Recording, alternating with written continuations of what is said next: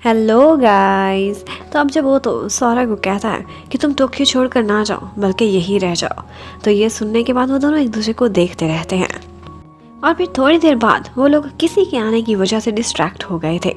तो अब सौरा के मन में जो भी बात आती थी वो हमेशा ओपनली बोल दिया करती थी। तो अब भी वो यही कहती है, तूने मुझे यहाँ पर रोकने की कोशिश की, क्या तुम मुझे लाइक करने लगे हो, क्या तुम मुझे भी किस करने वाले थे, क्या तुम मुझसे शादी करने के बारे में सोचते हो।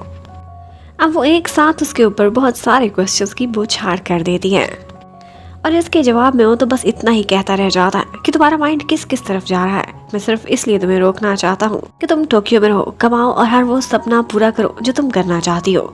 बाकी शादी के बारे में मैं कुछ भी नहीं सोच रहा। और फिर उसके बाद हमें नेक्स्ट सीन में दिखाते हैं कि सुबह सुबह आंटी से उन दोनों को डांट पड़ रही होती है क्योंकि वो सारी रात बाहर रहे थे और उन दोनों ने बहुत ज्यादा ड्रिंक कर लिया था और अब हैंगओवर की वजह से वो दोनों उल्टी सीधी हरकतें कर रहे होते हैं। आंटी पहले तो उनको डांटती हैं और फिर कहती हैं बहुत अच्छी बात है, तुम दोनों की दोस्ती हो गई, अंडरस्टैंडिंग हो गई, लेकिन किसी भी टाइप का फिजिकल रिलेशन मैं अलाउ नहीं करूंगी इस घर में। सौरा बेचारी तो अभी तक ड्रंक थी, लेकिन जैसे ही वो ये बात सुनती है उसे लगा था कि उसकी आंखें भी खुल गई हैं।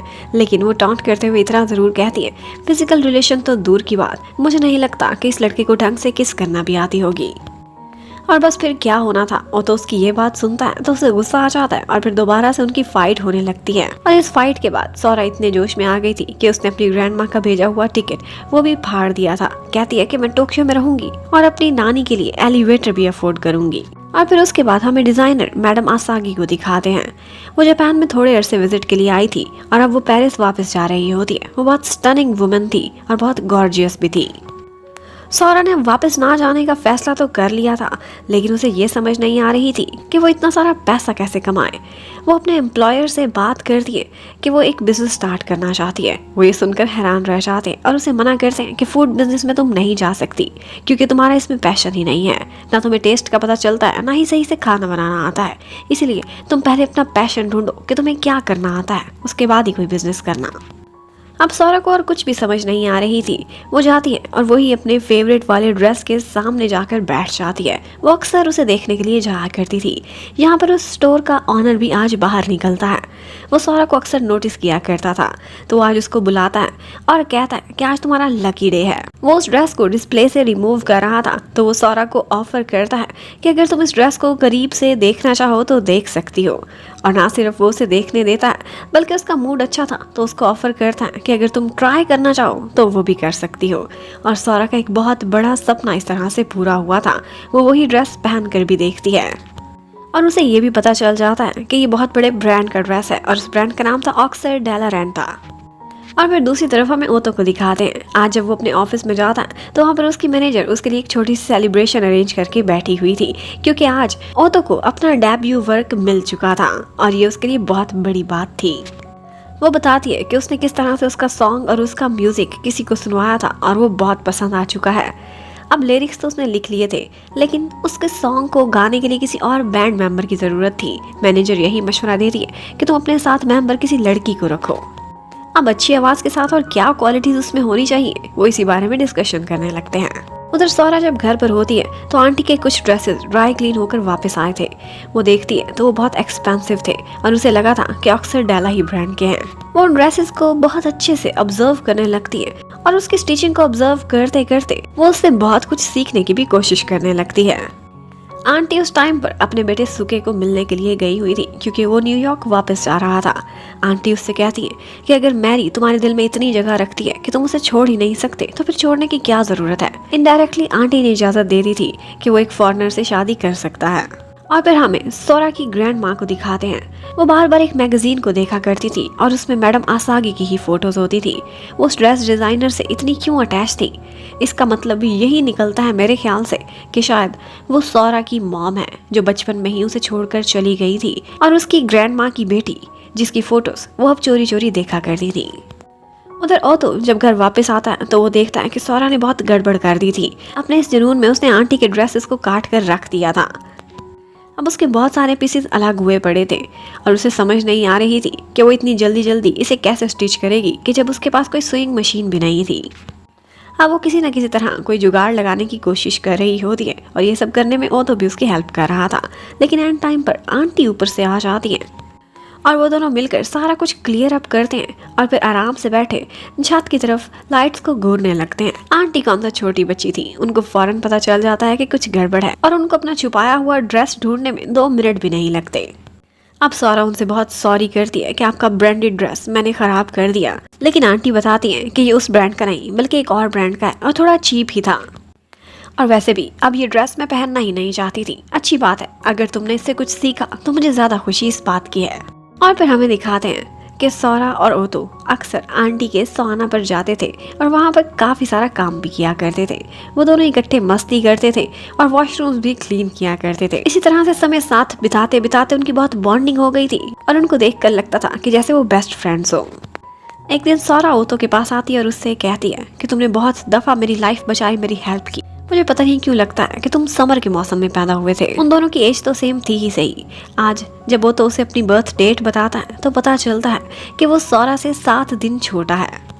यह सुनकर सौरा काफी हंसने लगती है और फिर उसके बाद वो एकदम एक रोमांटिक बात करती है। कहती है कि इसका मतलब है इस दुनिया में मैंने सिर्फ 7 दिन तुम्हारे बगैर अकेले में गुजारे थे। अब उसकी ये बात ओतो के दिल को छू जाती है।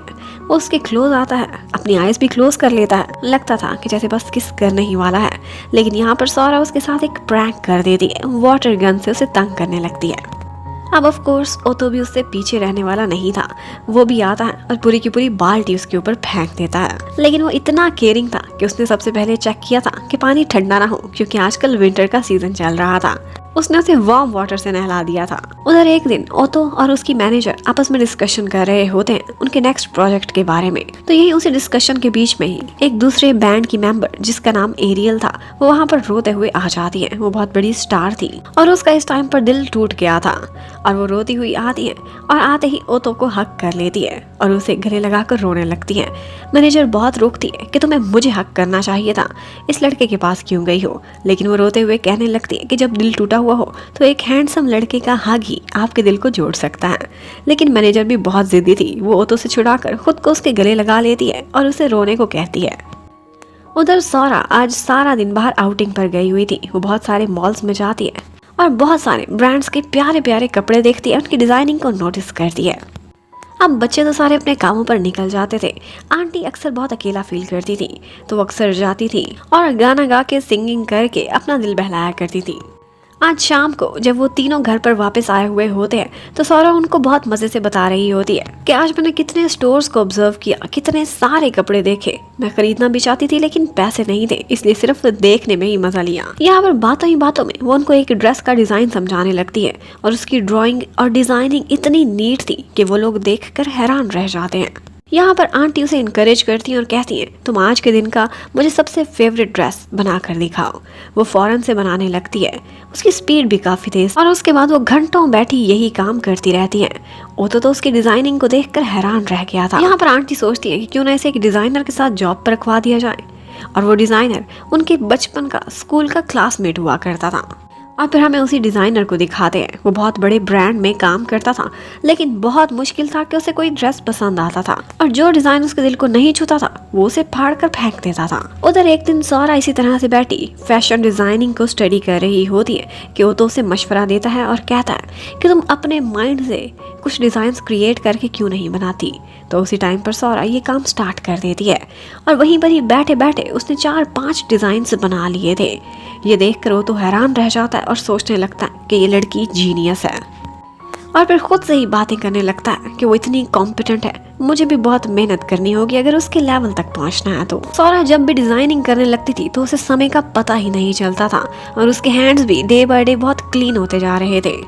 आंटी उसके इस टैलेंट से बहुत इम्प्रेस थी, तो वो अपने उसी फ्रेंड से जाकर मिलती है और उसे उसकी सिफारिश करने लगती है कि उसे ट्रेनिंग पर रख लो। और वो फ्रेंड कहने लगता है कि मैं सिफारिश एक्सेप्ट नहीं करता, ना तो उसका एक्सपीरियंस है ना ही कोई डिग्री है, मैं कैसे उसे रख लूँ। और उसी टाइम पर हमें घर में दिखाते हैं वो तो काम करते करते सो गया था, तो सौरा उसके सामने बैठती है और उसी का ही एक स्केच ड्रॉ करने लगती है। उसे बहुत गौर से देख रही थी तो उसे लगने लगता है कि जैसे वो तो बहुत हैंडसम है। वो उसे 1-2 दफा जगाने की कोशिश करती है लेकिन वो जरा भी मूव नहीं कर रहा था, मतलब गहरी नींद में था। तो सौरा इसी मौके का फायदा उठाती है और किस चोर बन जाती है। और फिर सीन शिफ्ट होता है नेक्स्ट डे नाश्ते की टेबल पर।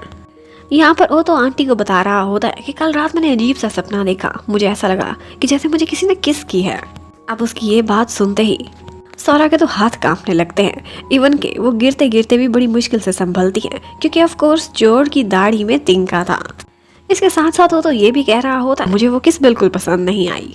अब ये सुनते ही सौरा सोचती है कि इस लड़के को तो मैं इस हरकत पर कभी माफ नहीं करूंगी। इसके साथ ही ये पार्ट खत्म होता है। Thank you for watching, stay connected, bye bye.